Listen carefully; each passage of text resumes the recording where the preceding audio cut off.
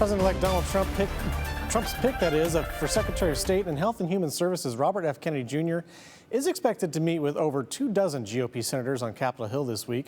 At his first news conference since winning the 2024 presidential election, that is, Trump defended Kennedy and reaffirmed his support for the controversial figure, despite Kennedy's history of holding on to anti-vaccination sentiments.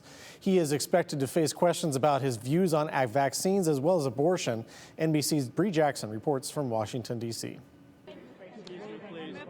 President-elect Donald Trump's pick to be Health and Human Services Secretary, Robert F. Kennedy Jr., working to convince senators he should do the job.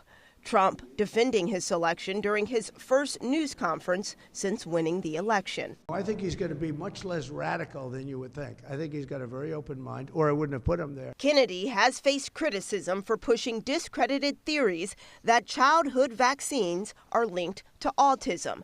And a recent New York Times report states Kennedy's longtime advisor once petitioned the Food and Drug Administration to revoke approval of the polio vaccine.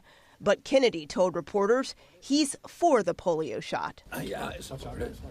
Despite some concerns about his views on certain vaccinations, others say they believe Kennedy would not discourage people from vaccinating their children if confirmed. I think he's going to question science, and I'm glad he's going to question it. Meetings have been going well.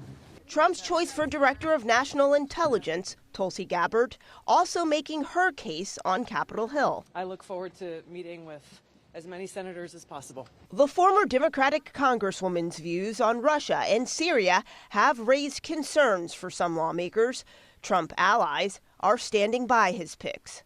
In Washington, Bree Jackson, NBC News.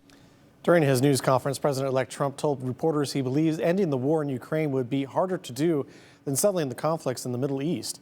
While on the campaign trail, Trump had pledged to end the war in Ukraine by the time he takes office.